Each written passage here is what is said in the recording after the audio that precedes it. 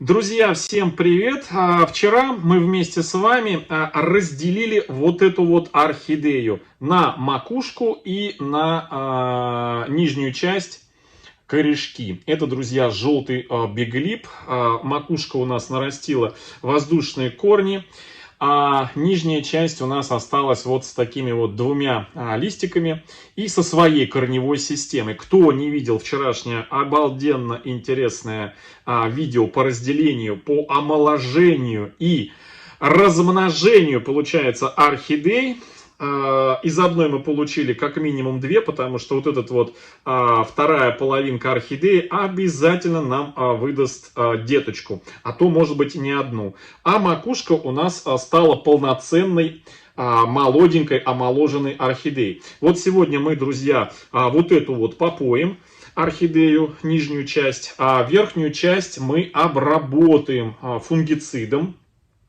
И сделаем пересадочку вместе с вами. Пересадку, друзья, я не буду делать никакую интригу, а сразу скажу, что пересаживать вот эту вот орхидею я буду уже проверенную, в надежную посадку, которую мы не один год уже тестировали. И именно эта посадка для орхидеи, у которой только воздушные корни. Ну, у нас здесь 95% воздушных корней, за исключением двух небольших отростков, которые успели прорасти в горшок внутрь, сверху вниз. Ну, большая часть это воздушные корешки, вот эти вот. И, соответственно, мы нижнюю часть орхидеи сегодня попоим. Ну, попоим тоже с применением фунгицида. Почему? Потому что хочу обратить внимание, вчера не стал показывать. Посмотрите на кончики, вот эти, видите, подсохшие кончики. Это, друзья, происки, вот такие, видите, происки насекомых-вредителей еще прошлых лет. Они пообгрызли, но это в основном обгрызают, друзья, следы такие остаются от клещей. Когда обгрызают кончики, и потом на эти места садится грибок. От клещей мы избавились аберон рапидом, а вот от грибка, конечно, я хотел бы обработать эти орхидеи уже проверенным средством, тоже неплохое средство. Благо мне удалось купить в прошлом году, это Привикур Energy, вот это вот средство Привикур Energy. Сейчас я его активно использую, ну, чтобы не дать ему пропасть, потому что у него есть определенный срок годности, а в прошлом году, скажем, не свежего года выпуска мне удалось его купить по 140 рублей. К слову сказать, что обычная стандартная цена у нас в магазинах в прошлом году была по 340-380 рублей. Вот за 20-миллилитровую такую вот, 20 миллилитров, да? Ну да, 20 миллилитров, вот. 300, в общем, почти по 400 рублей, друзья. Я купил по 140 рублей. Поэтому сейчас активно применяю Привикур Energy. Очень хорошее средство, которое в том числе стимулирует орхидею к росту. В том числе. Я сейчас замочу вот эту орхидейку в воде с привикуром. И пока она будет замачиваться, мы с вами поговорим о посадке, в которую я буду сажать вот эту макушку. Еще раз хочу напомнить, что вчерашнее видео, в котором мы отделяем, омоложаем и размножаем орхидею, в вчерашнем видео подробно все я показываю, рассказываю. Я ссылочку в верхнем правом углу оставлю. Пройдите, обязательно посмотрите. Но в любом случае у нас есть на канале плейлист, который называется «Размножение орхидей». Это один плейлист. Там про разные варианты, как вырастить в домашних условиях орхидею дополнительно, да, в том числе и через размножение, да. Там разные варианты. И второй плейлист есть разделение орхидей. Как разделение орхидей, так и называется, в разделе плейлистов. Вот там собраны все видео, где мы с вами разными способами. Из одной орхидеи получаем 2, 3, там много и всего интересного. Проходите в плейлисты, друзья, найдете ответы на любые вопросы в видео. Итак, на 1 литр воды я уже приготовил 1,5 миллилитра привикура. Я сейчас его сюда налью. Смотрите. Опа! Сразу видали, он такой какой-то маслянистая жидкость у него, но она быстро начинает растворяться. Так, и сейчас залью. Ну, во-первых, приятное с полезным совместим. То, что полезное мы обработаем орхидею вот этим фунгицидом, приятное то, что корни станут у нас немножечко эластичные. Так, ну вот так вот. Значит, срез вчерашний я не буду мочить. Видите, у нас вчера срез мы срезали. Видите, и место среза припудрили настоящей корицей. Хоть мне и написали вчера в комментариях, вот здесь, видите, что настоящую корицу днем с огнем не найдешь. Да, друзья, на самом деле в обычных сетевых магазинах настоящая корица не продается. Я покупал, друзья, в интернете. Заказывал, ссылку на сайт не буду давать, потому что очень много настоящей корицы продают. Просто зайдите в Яндекс, наберите «настоящая корица», и вам и Яндекс, и Google выдаст не один сайт, где прямо именно настоящую корицу продают, а не вот эту вот подделочную из кассии. Не корицу, а кассию, да? Вот там много веществ, которые вызывают появление плесени у мест, где обрабатываем вот этой ненастоящей корицы. Потому что настоящая корица имеет больше свойств по, в том числе обеззараживанию и борьбе с подавлением патогенной среды. Так, ну что, теперь по поводу пересадки этой макушки. Сейчас она постоит, я время засеку, так, 7 минут. Значит, смотрите, вот эта вода сейчас у меня здесь настоится, я потом этой же водой залью вот эту вот нижнюю часть, тоже приятное с полезным совместим, обработаем фунгицидом и заодно попоим, потому что вчера мы грунт суховатый у нас сюда закинули ее обратно, в тот же грунт, в котором она росла не 1 год. Вот. И, собственно говоря, я этим же раствором ее полью. Обычно разные орхидеи одной водой и одним раствором не поливают, но это, друзья, у нас одна и та же орхидея. Вчера она была единой. Поэтому тут, как говорится, зараза к заразе не пристает, если там есть. Да? Поэтому я безбоязненно одним раствором обработаю 2 вот этих орхидеи. Теперь про посадку. Значит, сажать я буду вот в этот орхидейное кашпо, потому что по корневой вижу прям идеально по размеру корешочки сюда поместились. Но с учетом того, что это воздушные корни, я буду сажать в уже проверенный способ посадки, все-таки закрытая система. Я буду сажать, по примеру, вот одной из первых орхидей, которые мы посадили. Значит, орхидея была вообще 100% воздушные корни у нее были, потому что она 2 года у нас росла без грунта вообще. И мы ее посадили вот в такую вот посадку. Здесь крупные куски, ну, примерно вот такие вот куски коры. Смотрите, что дают такие куски коры? Они дают хорошую аэрируемость. Это раз, ну и все-таки какую-то водонакопляемость. Сами кусочки коры, они в себя впитывают воду при заливе, при замачивании. Но мы здесь применили вот такой фитиль маховой, который снизу поднимает нам воду.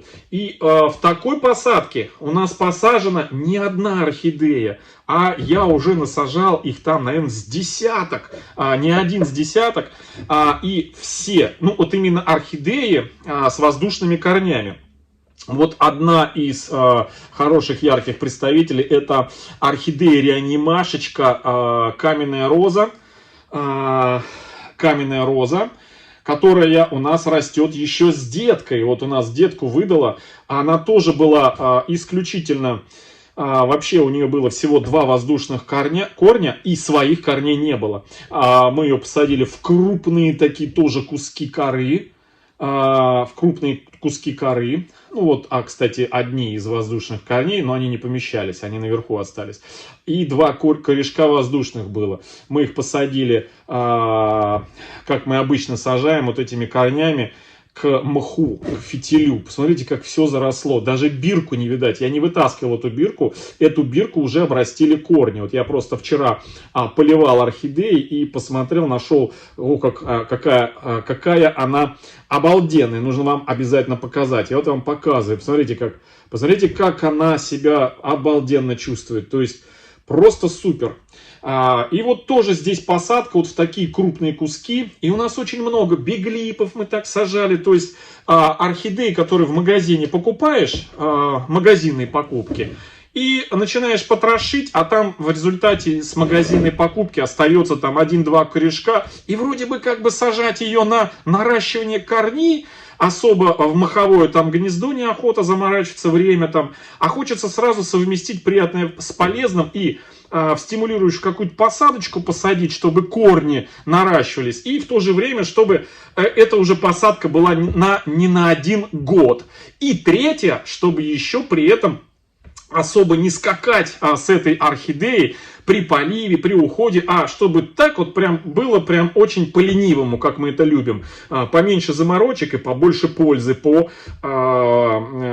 выращиванию орхидей в домашних условиях. Именно поэтому у нас родилась такая посадка, где созданы условия для коры за счет крупных кусков и маховой фитиль, который упрощает систему нам полива. То есть налили на дно водички, фитиль поднял воду, доставил ее до корней и максимально распространил влагу внутри горшка среди вот этих больших кусков коры. Плюс хорошая аэрируемость, то есть корни, выросшие в воздухе, в открытой среде, они не задыхаются в более плотном грунте. Очень частая ошибка орхоманов, которые только-только любители орхидеи увлеклись орхидеями, орхидею упаковать воздушные корни в грунт. И, как правило, в большинстве случаев такие корни, выросшие в открытом воздухе, они задыхаются просто в плотном грунте. Итак, с чего состоит? Я вот приготовил уже, сейчас покажу, 3 варианта коры. Вот она у меня здесь. Значит... Вот такая средней фракции. Это обычная, прям чистая кора, ничем не обработанная, не проваренная, просто кора.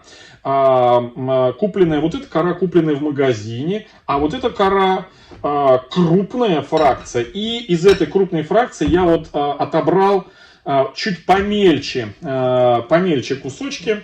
Потому что есть вот такие, а есть помельче вот такие. Вот. А здесь магазинная, она... Ну, вот такие вот, видите, кусочки. Значит, покупал я эту кору, мы вместе с вами покупали у продавцов ВКонтакте. Покупал много коры, прямо вот, знаете, идеально порезанной на кубики, сантиметр на сантиметр. И, вот такие вот, там, 3 на 4 на 5 сантиметров, то есть вот такого размера. Покупал у 2 продавцов. К сожалению, у одного продавца кора, которая идеально квадратиками, мне не особо понравилась, друзья. Но это мое личное мнение, уж простите. Не очень, мне так кажется, она симпатично выглядит. Вот на примере даже, сейчас я покажу вот этой посадки. Здесь я чередовал эту кору, то есть здесь и, посмотрите, идеально ровные кубики, посмотрите, видите, о чем я говорю, идеальные кубики. И есть вот такие ломаные, то есть с более такой вот рыхлой поверхностью, бесформенной, да. И вот идеальные кубики мне не очень понравились. Мы вместе с вами сажали Пескару, и слава богу, что там в Пескары, и слава богу, что там, и не только Пескара, еще и Легато использовали с идеальными гранями. И слава богу, что в Пескары матовые горшки. Ну, Легато у нас вот тут они плотно друг с другом стоят, и не видно. Геометрические вот эти кубики не очень красиво, на мой взгляд, смотрятся. А вот такие вот бесформенные, ну, относительно бесформенные, а с такими поломанными вот такими вот краешками, мне больше понравились. И, кстати, на них почему-то, где мы применяли, не было ни разу плесени. А вот с идеальными сторонами, во всех посадках появилась плесень. Ну, понятно, это не смертельно, но все равно не очень приятно. Поэтому я выбрал кубики сегодня Икару от другого продавца. Продавец по фамилии Низовцева. Я думаю, те, кто постоянно смотрит канал, те знают ее. Низовцева, вот у нее вот такие вот ломаные, интересные. Мне очень понравились. Это не реклама, это я свое мнение высказываю. В качестве дренажа на дно вот такой крупный керамзит буду использовать. Я его промыл в кипятке, прям в кипятке, он у меня полежал, намок, он сейчас влажный, наверное, где-то минут 5-7 полежал прям в кипятке, напитался, вот сейчас пеностекло кусочки, вот такие вот, это для того, чтобы внизу у нас было не плотно, а чтобы циркулировал воздух, поэтому вот такой крупненький керамзит. И в качестве важного компонента это мох сфагнум, который будет выполнять у нас функцию фитиля, поднимать воду со дна, транспортировать наверх. Я его сейчас готовлю вот таким вот жгутиком, колбаской плотненькой. Я уже не раз рассказывал, что чем плотнее вот такая колбаска, мне спрашивали, тоже вчера или позавчера в видео, в комментариях писали, а что ты не намочишь мох? Он влажный, друзья, он влажный. Вроде как мне говорят, советуют, что влажный мох лучше себя будет вести. Он влажный, потому что сухой мох, он будет ломаться, крошиться. Я всем советую именно влажный. То, что он у меня так выглядит на экране, может быть, что он сухой. Нет, он не сухой, он вот такой вот влажный. Вот. С влажным хорошо работать. Так, ну еще одну колбаску сделаю. Еще одну. Такую. И получится у нас где-то четверть. Четверть горшка будет закрыта вот таким вот мхом. Вот, посмотрите, вот так вот это будет выглядеть. А уже орхидея сама, вы знаете, в чем еще фишка? Да, я все время забываю сказать, потому что все орхидеи, они индивидуальны.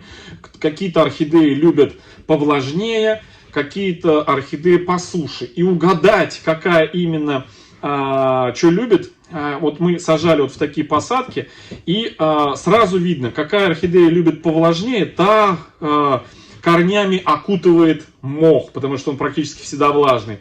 Та орхидея, которая любит по суше, она наоборот от мха растит корни и в противоположной стороне их наращивает. Здесь уже становится понятным, какую орхидею побольше, почаще поливать, какую поменьше, пореже. То есть понимаете, в чем еще фишка? То есть вот эта вот посадка, которую оценили тысячи архаманов, очень-очень такая, знаете, очень много плюсов. Минусов, пока практически я не знаю. Вот. И теперь на дно кидаем вот здесь вот, кидаю вот такие вот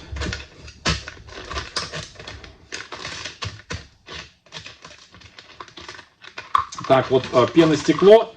Пеностекло, друзья, хотел прям на самое дно положить, потому что она хорошо впитывает воду и больше удерживает в себе воды, чем керамзит. Сейчас. Так, а если выключить подсветку? О, вот так.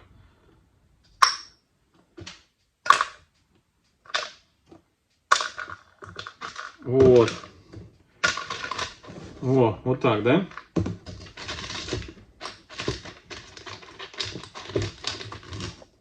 Все. Вот. Теперь берем орхидею. Сколько у нас прошло? О, уже 10 минут прошло. Теперь мы ее берем и сейчас будем ее сюда вправлять как-то. То, что у нас здесь кора прилипла, ничего страшного в этом нету. Какими-то мы корнями эту орхидею к мху отправим. Я теперь вправляю воздушные корни внутрь. Они стали более эластичные. Так, ну вот этот корень у нас мешает. Я его сейчас удалю. Это воздушный корень один. Тем более, что он вместе с лома у нас здесь его как бы... Опа. Вот. Он сломанный на конце. Вот. Чтобы он нам не мешал. Так, ну вот так вот я орхидею вправляю сюда. Вот. Все. Вот так она будет находиться. Ну, какой лист глянцевый. Да, Маська, молодец. Подхрапывает мне там внизу. Вот. Сейчас еще чуть-чуть пониже корни. Главное, чтобы веломен не лопался у нас. Все, вот так вот я ее придерживаю пальцами, чтобы она... Потому что корни пружинят и пытаются выдавить ее. Я сейчас...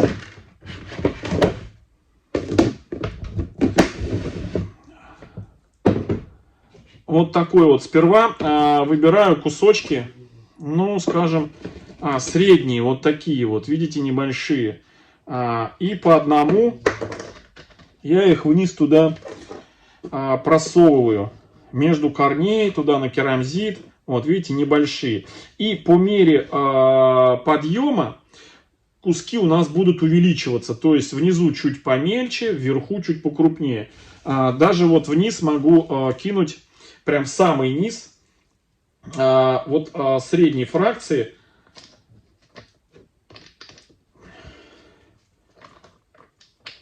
Туда, чтобы нижняя часть корней у нас немножко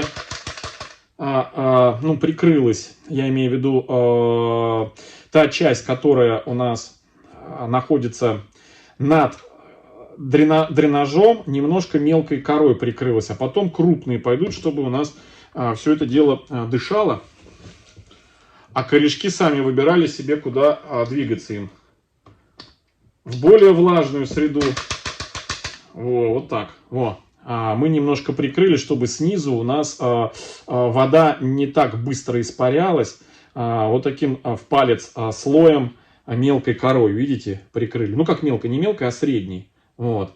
Теперь вода будет здесь задерживаться, здесь будет влага. Она не будет быстро испаряться из горшка, она будет впитываться вот этим вот фитилем. Это важный момент. Не помню, я обращал внимание. А теперь среднюю накидываю между корнями. По ней очень хорошо, по этой средней коре, между этими кусочками проходит воздух. Корни дышат. Точно так же, как и когда они росли в открытой среде. И орхидея уже сама выбирает, куда ей лучше и интереснее корни растить. Если она влажная, приверженница больше воды, она начнет к мху растить. Если она по суше любит, она начнет наращивать в противоположную сторону. Так, вот так. под основание я кладу покрупнее куски.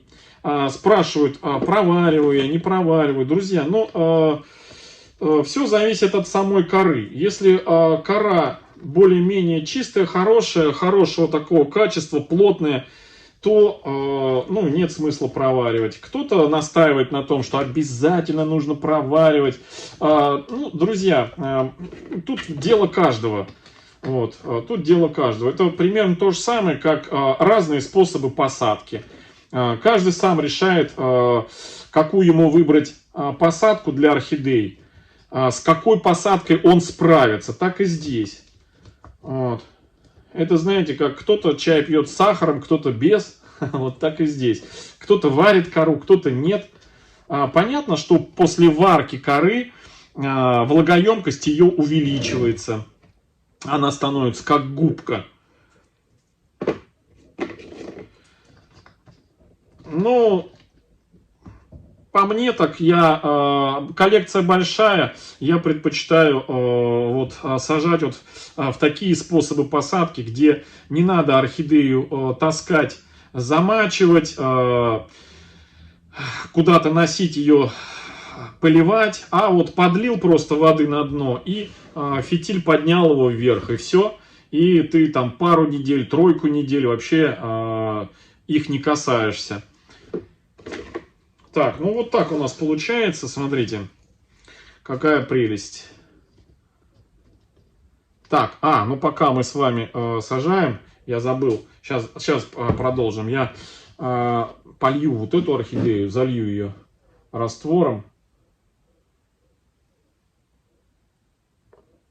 с привикуром, памятуя о том, что у нас там основание обработано максимом. Соответственно, заливать воду буду до уровня того, где у нас находится максим. Вот, максим у нас здесь на поверхности. Чтобы не мочить, чтобы у нас раствор максима, видите, красного вот этого, не смывался вниз сюда. Все, пускай напитывается тоже минут 10. Достаточно будет для того, чтобы эта орхидея попила. Так, ну что, продолжаем. Тут уже, в принципе, осталось несколько штрихов между корнями помельче здесь сверху. Вот. Но по мере приближения вообще наверх я сейчас несколько крупных кусочков положу. Вот такого размера. Это для того, чтобы первое время я буду эту орхидею поливать замачиванием. То есть набирать воду вот так вот. И потом сливать. Во-первых, кора разрабатывается, а во-вторых, у меня смачиваются воздушные корни. Это я буду делать до того момента, пока чуть-чуть не разработается кора. То есть, ну, полива, наверное, 4. А для чего? Для того, чтобы, когда наливаю вниз воды, мох впитывает воду. И чтобы он мог передавать коре, вот это соседним кускам коры, могли впитывать от мха влагу. То есть, чтобы влажность побольше увеличивалась, хотя бы вот так вот наполовину. Чтобы другие корни не пересыхали. Так, ну и вот сверху еще вот сюда. Вот, несколько крупных кусочков для того, чтобы просто берешь там двумя пальцами, кусочки прижал и слил. Потому что эти кусочки, они будут держать остальные все внизу корни. Так, точнее не корни, а другие кусочки. Так, ну вот так вот. И с другой стороны вот здесь. Сейчас покажу, что получилось. Ну вот.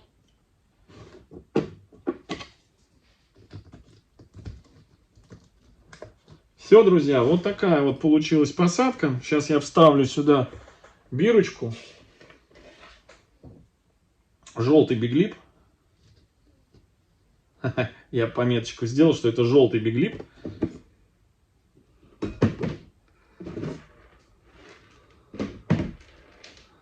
А вот такой вот. Ой, чуть не уронил.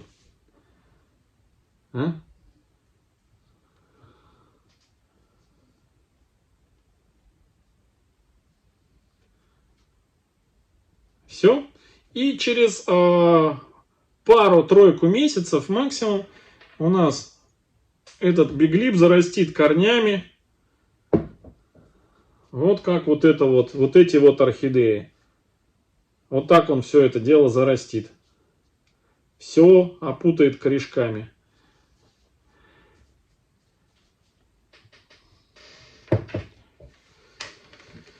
Все, друзья, через 10 минут солью вот эту воду, и две орхидеечки отправятся на полки, которые за моей спиной на стеллажах.